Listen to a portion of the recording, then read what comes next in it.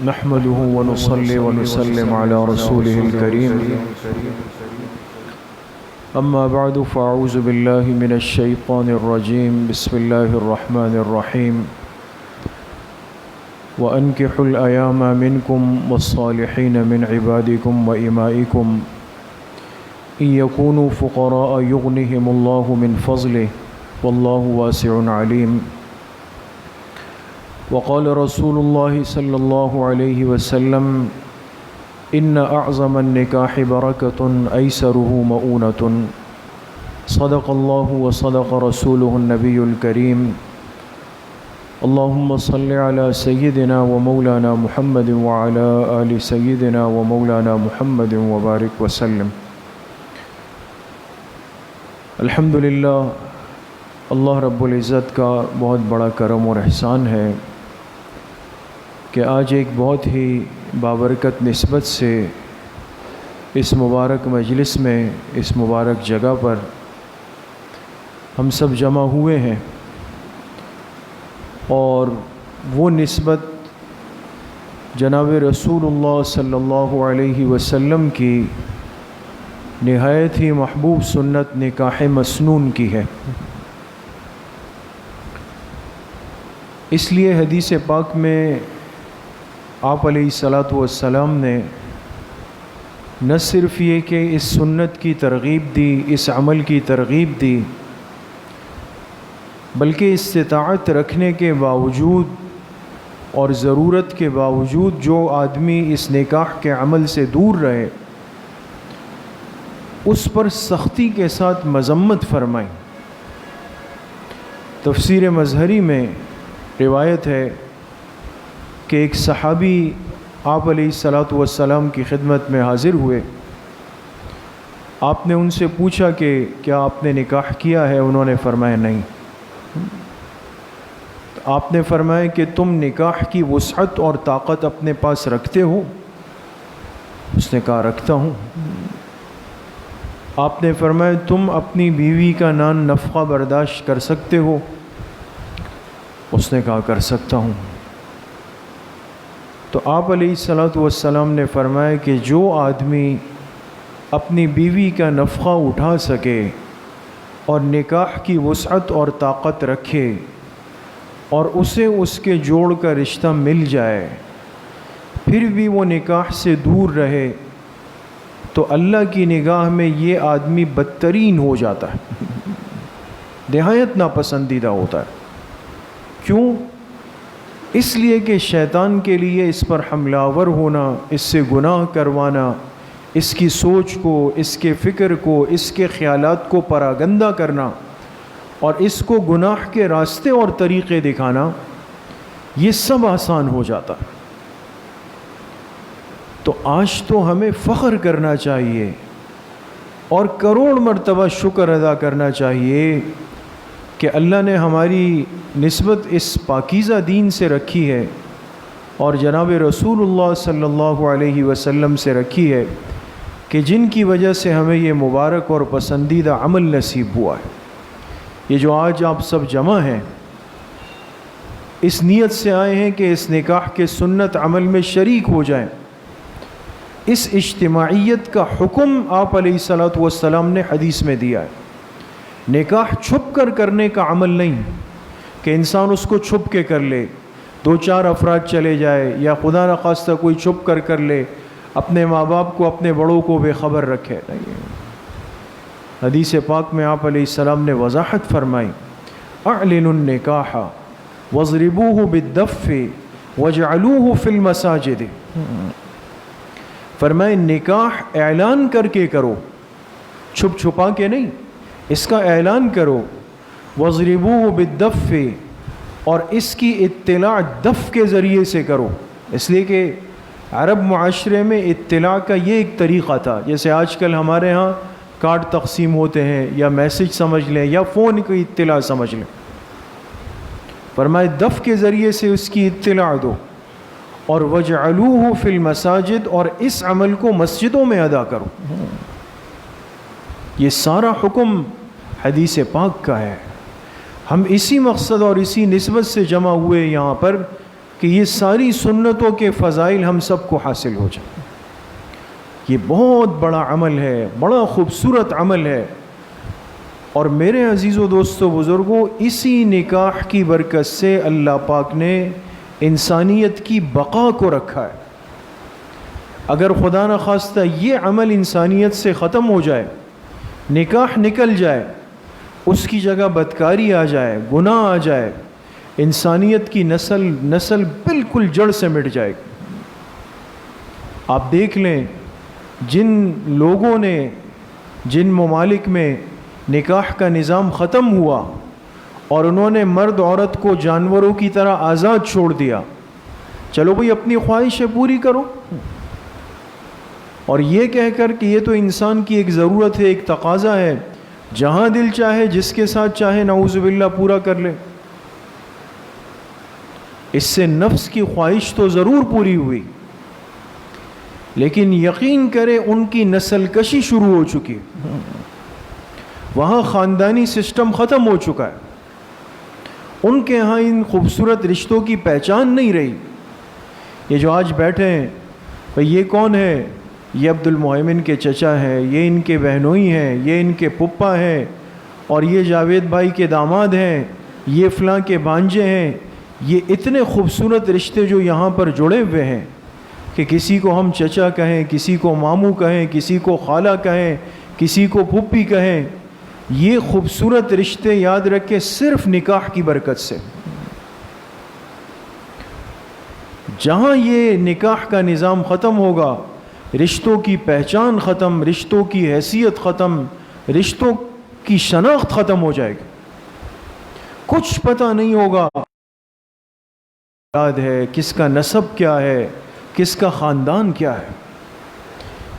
اس لیے میرے عزیز و دوستو بزرگوں، نکاح کا سنت موقع یہ شکر کا موقع ہے، اس میں ہم اللہ پاک کا شکر ادا کرنے والے بنیں کہ اللہ نے ہمارے بچے کو، ہماری بچی کو آج اس عمل میں جوڑ دیا ہے، ہمیں ایسا ایک جوڑ کا رشتہ مل گیا کہ حضور علیہ الصلاۃ والسلام کی ایک پاکیزہ سنت وہ تکمیل کو پہنچ رہی۔ اسی طریقے سے دوسری بات میرے دوستوں بزرگوں یہ ہے، آپ علیہ الصلاۃ والسلام نے وضاحت فرمائی، تنکح المرأة لأربع لمالها ولجمالها ولحسبها ولدینها فاصفر بذات الدین۔ فرمایا کہ انسان کسی عورت کو نکاح کا پیغام بھیجتا ہے، اس کے چار اسباب ہو سکتے ہیں، چار میں سے کوئی ایک بات ہو سکتی ہے۔ لمالہا، یا تو یہ کہ اس نے وہاں مال دیکھا کہ بھئی رشتہ اس لیے ڈال رہا ہوں کہ مالدار لوگ ہیں، کل مجھے مالی فائدہ پہنچے گا۔ ولجمالہا، یا پھر اس لیے کہ وہاں خوبصورتی نظر آئی، اور انسان کی خواہش ہے، فطرت کا تقاضا ہے، خوبصورتی کو پسند کرتا ہے۔ یا پھر فرمائے ولحسبہا، وہاں خاندان کو دیکھا کہ بھئی رشتہ اس لیے ڈال رہے ہیں کہ علاقے کا، شہر کا بڑا مؤثر بااثر خاندان ہے، بڑے لوگ ہیں، کل ہمارے معاملات آسان ہو جائیں گے۔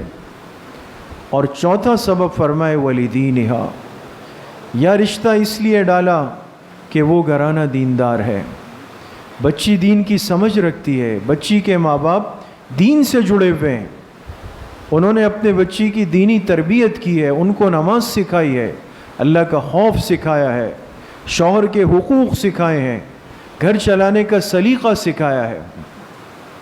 اب چار چیزیں سامنے آ گئی، فرمائے فاصفر بذات الدین، اے میری امت سن لو، دین کے معاملے کو ترجیح دے دینا، دین کو ترجیح دے دینا۔ آج غلطی یہاں سے ہو جاتی ہے، ہم کچھ غلط فیصلے کر جاتے ہیں، غلط چل جاتے ہیں، اور معذرت کے ساتھ کہتا ہوں کہ یہ اس لیے ہوتا ہے کہ ہم نے اپنا تعلق مسجدوں سے، مجلسوں سے کاٹ دیا ہے۔ آج کی ہماری یہ نسل، یہ نوجوان، یہ بچے جو جن کی ہیں، وہ عاقل بالغ ہونے کے بعد نکاح ہونے تک ان کا سارا واسطہ گناہ کے سلسلوں سے جڑا ہوا ہے، ان کی مجلسیں وہ ہے، وہ سارا دن میڈیا سے جڑے ہوئے ہیں، سارا دن فیس بک سے جڑے ہوئے ہیں، سارا دن واٹس ایپ سے جڑے ہوئے ہیں، سارا دن فلموں سے نعوذ باللہ جڑے ہوئے ہیں۔ وہ چیزیں دیکھنے کے بعد آپ کیسے اپنے بچوں کو تیار کریں گے کہ بھئی ایک باپردہ دین کی سمجھ رکھنے والی بچی آپ کے لیے لانی ہے؟ وہ کہتے ہیں نہیں نہیں، میں خود پسند کروں گا۔ تربیت اولاد یہ بہت بڑی ذمہ داری، یہ بہت بڑی ذمہ داری ہے۔ اس لیے شکر ادا کرنا چاہیے جہاں جوڑ کا رشتہ مل جائے، پھر دین کا ماحول مل جائے، اور جب یہ عمل عافیت کے ساتھ ہو جائے۔ اب تیسری بات عرض کر رہا ہوں، اور میری اس تیسری بات کے مخاطب جانبین ہیں، فریقین ہیں، دونوں جانب کے حضرات ہیں، اور وہ بات یہ ہے کہ دیکھیں، جب انسان کے گھر بچہ پیدا ہوتا ہے سب سے زیادہ خوش کون ہوتا ہے؟ ماں باپ، ہے نا؟ ٹھیک ہے، اور بھی خاندان والے دوست سب خوش ہوتے ہیں، لیکن بچے کی پیدائش کی حقیقی خوشی، جس کو قلبی خوشی کہا جائے، وہ ماں باپ سے زیادہ کسی کو نہیں ہو سکتی، وہ ان کی سب سے بڑی خوشی۔ پھر ایک وقت آتا ہے، یہی بچہ جو پیدا ہوا تھا، جس کی خوشی منائی تھی، اس پر محنت کی، قربانی دی، کمایا، پال پوس کے بڑا کیا، اتنا بڑا ہوا کہ اب نکاح کے قابل ہوا، اب فکر لگ گئی اس کے لیے رشتہ دیکھنا۔ اس ماں باپ کی زندگی میں خوشی کا سب سے بڑا موقع دوسرا وہ ہوتا ہے جس دن ان کو جوڑ کا رشتہ مل جائے اور ان کا نکاح ہو رہا ہو۔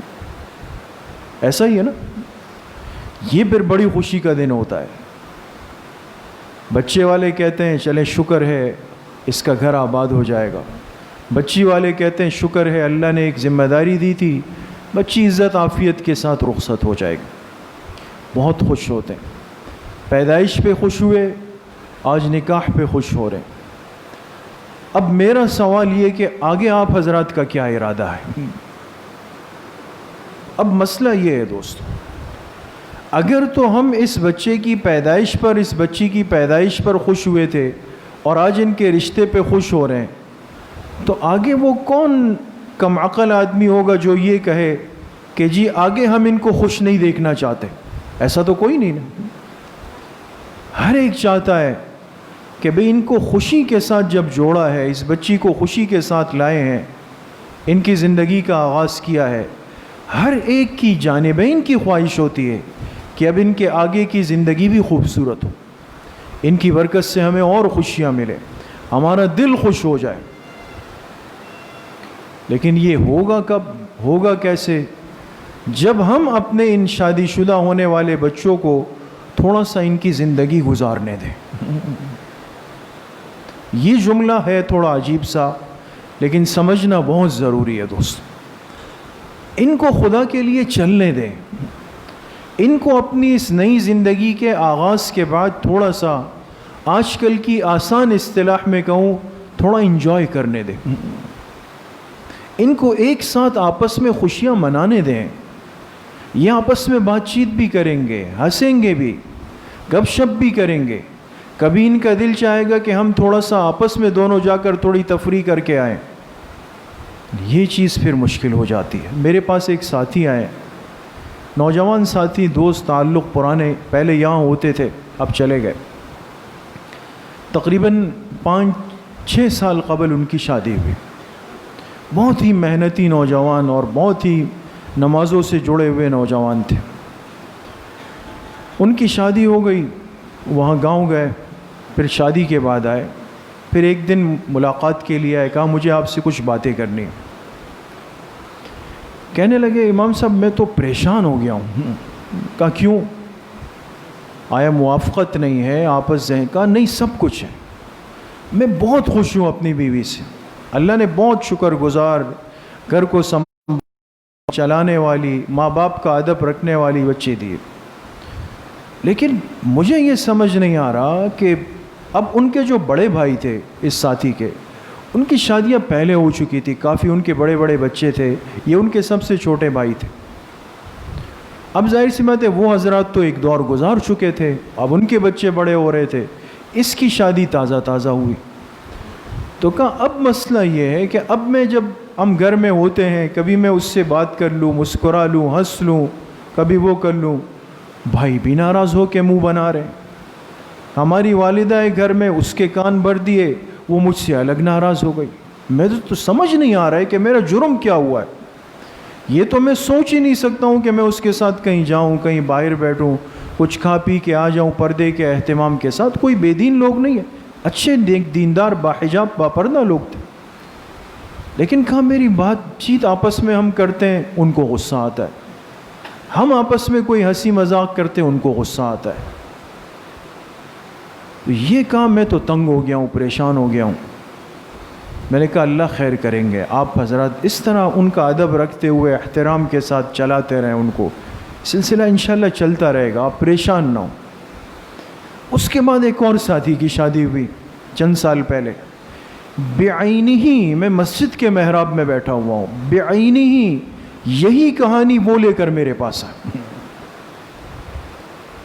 میں یہ بات اس کے بعد کئی نکاح کی مجلسوں میں عرض کر چکا ہوں، اور یقین کریں یہ بچے جن کی آپ نے تربیت کی ہے، ان کو شادی کے بعد آپ خوشی کے ساتھ رہنے دیں، خوشی کے ساتھ، یقین کریں یہ آپ کی وہ خدمت تا حیات کریں گے کہ آپ کو یقین نہیں آئے گا۔ لیکن آپ نے اگر ان پر بیجا روک ٹوک شروع کی کہ یہ کیوں، وہ کیوں، یہ تو بیوی کا مرید ہو گیا، یہ تو زن مرید ہو گیا، یہ فلاں ہو گیا، کچھ دن تک یہ بچے سنیں گے، پھر آہستہ آہستہ آہستہ ان کے اندر کے جذبات وہ آپ کے لیے وہ نہیں رہیں گے جو پہلے تھے۔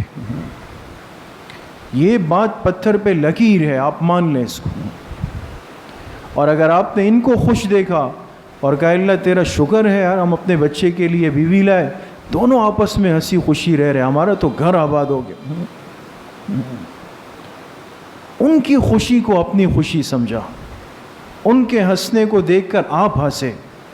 یہ جب آج کی جو جنریشن ہے، یہ جو نوجوان بچے ہیں، یہ جب دیکھتے ہیں نا ہمارے ماں باپ ہماری حوصلہ افزائی کر رہے ہیں، ہمیں موقع دے رہے ہیں ہماری خوشیوں کو انجوائے کرنے کا، یہ آپ کا اتنا بڑا ادب اور اتنی خدمت کریں گے کہ آپ حیران ہو جائیں گے۔ بس یہ ہمارے ہاتھ میں، لیکن یہ ایک زندہ حقیقت ہے دوست۔ تو بہرحال چونکہ آج یہ مبارک موقع ہے، بڑی خوشی کا موقع ہے، اور یقیناً جانبین دونوں جانب کے جو حضرات ہیں، خاندان ہیں، اللہ کا شکر ہے دونوں سے ہمارا تعلق ہے۔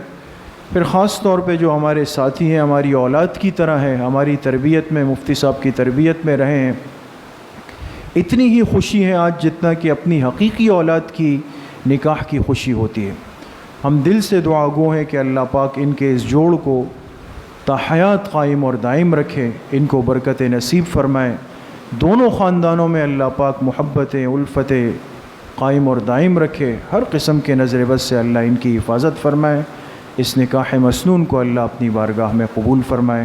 وآخر دعوانا ان الحمد للہ رب العالمین۔ اب انشاءاللہ حضرت مفتی صاحب نکاح کا خطبہ ارشاد فرمائیں گے، ایجاب و قبول فرمائیں گے، اور اس کے بعد دعا فرمائیں گے۔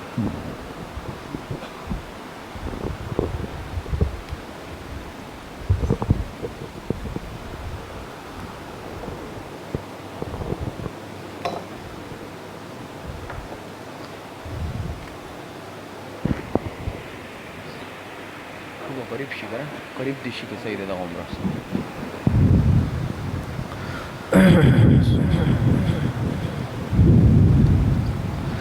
الحمد لله نحمده ونستعينه ونستغفره ونؤمن به ونتوكل عليه ونعوذ بالله من شرور أنفسنا ومن سيئات أعمالنا من يهده الله فلا مضل له ومن يضلله فلا هادي له ونشهد أن لا إله إلا الله وحده لا شريك له ونشهد أن سيدنا وسندنا ونبينا ومولانا ومولانا محمدا عبده ورسوله وصلى الله تعالى على خير خلقه محمد وآله وأصحابه أجمعين. أما بعد فأعوذ بالله من الشيطان الرجيم. بسم الله الرحمن الرحيم. قال الله تبارك وتعالى: يا أيها الناس اتقوا ربكم الذي خلقكم من نفس واحدة وخلق منها زوجها وبث منهما رجالا كثيرا ونساء واتقوا الله الذي تساءلون به والأرحام إن الله كان عليكم رقيبا. وقال تعالى: يا أيها الذين آمنوا اتقوا الله وقولوا قولا سديدا يصلح لكم أعمالكم ويغفر لكم ذنوبكم ومن يطع الله ورسوله فقد فاز فوزا عظيما. وقال رسول الله صلى الله عليه وسلم: تنكح المرأة لأربع: لمالها ولجمالها ولحسبها ولدينها فاصفر بذات الدين تربت يداك.